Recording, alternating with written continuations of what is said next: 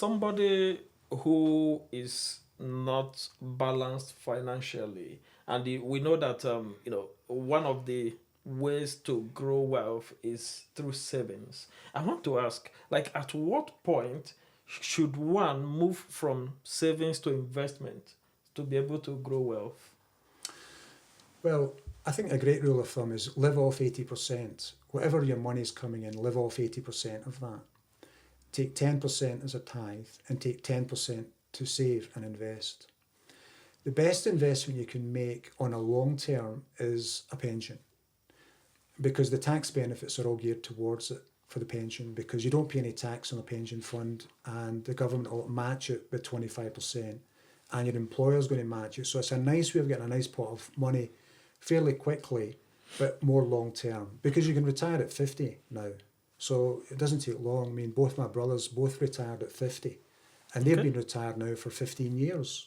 Oh. So, I mean, they retired at 50. I mean, and I'm still kicking on. They're looking at me, what are you doing? You know, but I'm not going to retire. I'm just going to get refired. I mean, I enjoy and love what I'm doing. So it's not for me. I'm happy to continue. But the fact of the matter is that pensions is the best way. And then an ISA is the second best way. This is obviously geared towards the laws in the UK, because an ISA, again, is tax-free investment. So you can only put so much into an ISA and then you've maxed it out. But you can put an unlimited amount of money into your pension, pretty much. Pastor, average. if I may come in here, because it's interesting that although it wasn't our it wasn't the line of our discussion, but because Pastor mentioned this, and I have spoken to a lot of people, and a lot of our followers and subscribers have always brought this subject, especially for the immigrants. um, there is only one idea of pension that they have. The pension that when you work, it is drawn from your NI and all that. But from what you're saying here, I think you are talking about a separate pension that is not from the national insurance contribution. Would you like to throw more light on it? Yes, what I'm talking about is having a pension specifically set up for you. If you're self-employed, you would have a SIP pension. That's a self-administered pension plan. If you're working for an employer, you'll have an employee's pension, and that's now the law in this country. And every company has to contribute towards that pension if you're on a contract with that company. So they're going to put so much money into that pension for you. And then you can top up as well by putting so much of your money into that pension. And then there's no tax getting paid on that pension. So you can imagine how quickly, exponentially, that pension can start to build up momentum. It's like a snowball going downhill. It becomes very big towards the end, and people can live quite comfortably from Yeah, that. because the confusion there, because why I said this subject resonates quite often among a lot of people, especially the immigrants.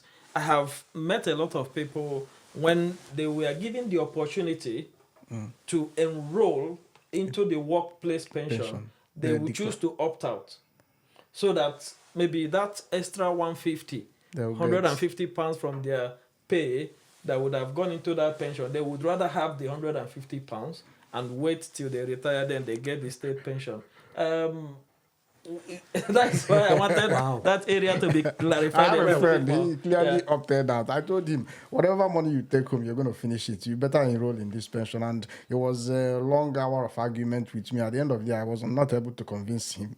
Yeah. So, Well, the situation is the state pension. I think the maximum you can get in a state pension is something like £10,000 or £11,000. You cannot live in £10,000 or £11,000. That's the maximum you can get. You know, if you do 30 years paying your national insurance, the maximum you can get is £11,000. How are you going to live in that? well, probably they're not aware of this. Well, Yeah. away from pension, everybody, this issue of financial independence. I want to be independent financially. I want to, break through financially. As a pastor and by your faith, the Bible teaches us to be contented, to be satisfied, contented with what we have. Yeah. At what level would a Christian say, okay, I'm happy now financially, I'm good to go? Well, that's a great question, Oscar, because that's something that every Christian has to ask themselves. What is enough? Because at the end of the day, everybody has been given an assignment in life by God. God's put a plan and a purpose and a destiny in each and every single one of us. It's our responsibility to fulfill that call and that destiny that God's given to us, because ultimately at the end of the day, when we stand before God, we give an account for the call that was on our lives.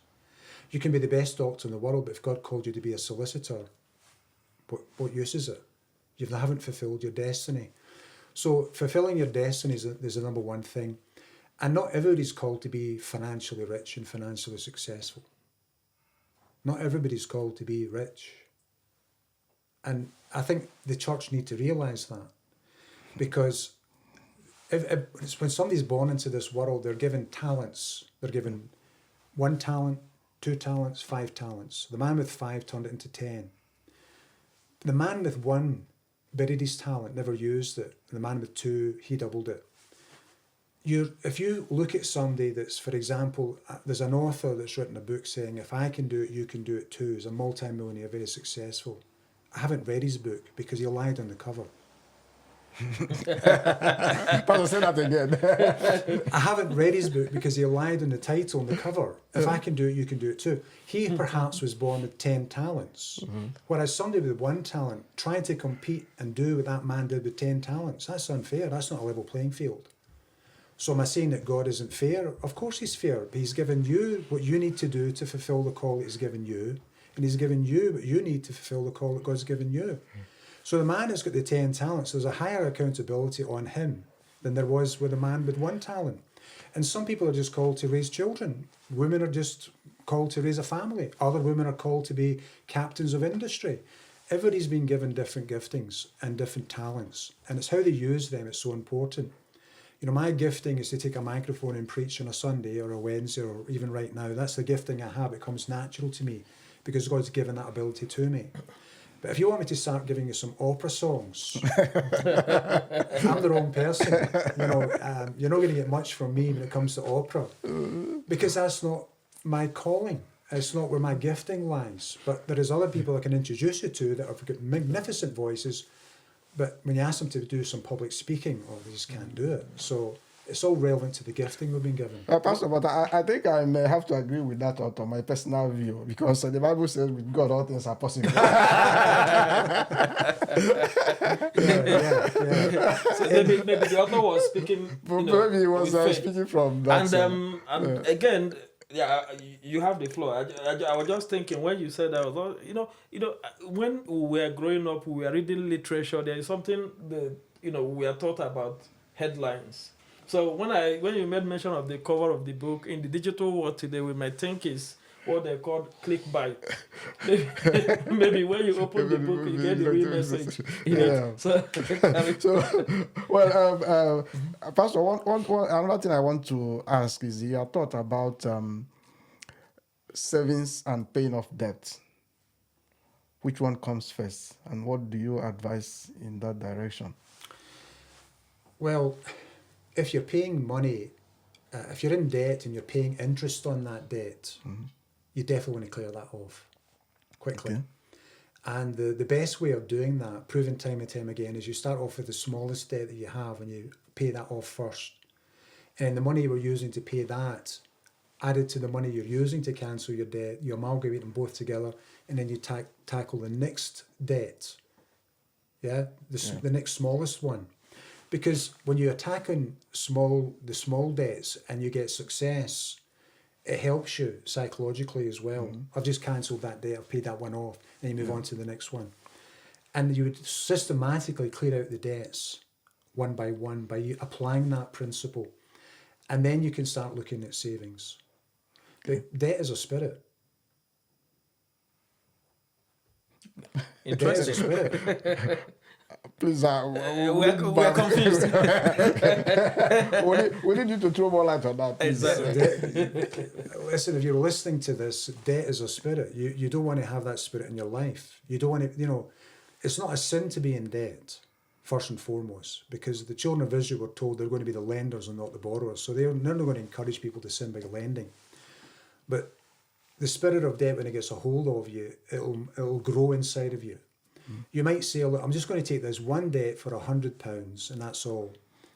But I come back to you in 5 years' time, that £100 debt might become 5,000 in debt because it starts to eat at you and you start to get bigger and bigger debts. It causes you to grow and go into more debt and you start to grow in debt. Whereas coming out of it and being debt free and knowing no man nothing but love, yes, and having no consumer debt, there's freedom and liberty in that. Okay. Yeah, you want to go? Okay. One I want you to get your thoughts on the issue of investing in stocks and real estate. With your experience, which one would you advise for somebody who wants to gain this financial freedom or independence to be able to break through? Well, if you speak to the most successful people, they all got success through the stock market. Yeah. A secret that the rich will not tell you, and not many people know about. Would you like to know it? Yeah. Rich That's why people, we're here. Yes. rich people, when they buy stock, they always buy blue chip companies. Yeah. So they'll buy good, solid base companies with track records, and they will never ever sell that stock. When they die, they pass it on to the family. And what happens is you say, well, okay, they're buying all this stock, they've got all their portfolio in place, but what do they do for cash? How do they live with cash if they don't have good cash? If somebody has a portfolio, say hypothetically they have £1 million in their portfolio, and they want to raise $500,000 or 200,000 or whatever, they can borrow against their portfolio. They'll go to a broker and they'll say, I'd like to borrow 200,000 against my portfolio. And they will give them, without any security, because the only security they need is a portfolio, they'll give them 200,000 cash. Now, let me ask you a question. How much tax have they paid on that 200,000? None. None. So it's tax-free money, but it's borrowed money. Okay? So they've got 200,000. They've still got their portfolio valued at $1 million, still growing exponentially. Yeah. So you say, well, how do they pay the money back then? They're going to live off this 200,000 maybe for a year, 2 years, or maybe it's 6 months. I don't know what level of standard they're on. So how are they going to pay this money back? That's a good question. What they do is they take the £1 million in the portfolio and they'll invest it into a good company that gives a good dividend. Dividends of, say, 8%, 6%, whatever. So whatever the broker is charging them in rent, not in rent, on interest on the 200,000, they'll find a dividend that will cover that, so it pays for itself. So they borrow 200,000. They don't pay any tax on it because it's tax-free money, because you don't pay tax on borrowed money, and it's then the portfolio is paying for itself, and they've got the cash to use to spend every way they want. Can you see the advantages? Yeah, Pastor, Yeah. some global things can happen to destabilize all this our plan for as long as we can plan, for as much as we can plan. You can talk of inflation, recession, pandemic. We saw what happened a few years back, and that in fact the society has not recovered from COVID-19 pandemic, recession, inflation, pandemic, or some form of natural disaster, fire, flooding. And all the How can instability, somebody hedge or plan for things like this? Well, it doesn't matter what the economy does. To rich people, they make money in both economies. They make money when the economy's poor. They make money when the economy's booming. They win all the time. The system is rigged. So if the man has got £1 million in his portfolio and the stock market plummets, it doesn't affect him, because it only affects you when you want to sell. If he's not selling, he's never going to sell. So the economy can do whatever it wants. And he's already got his 200,000 or his 300,000 or his 400,000. So he's living life as the way he wants to live, and everything's paying for itself. As long as the dividend keeps coming in to pay the payments, he's fine.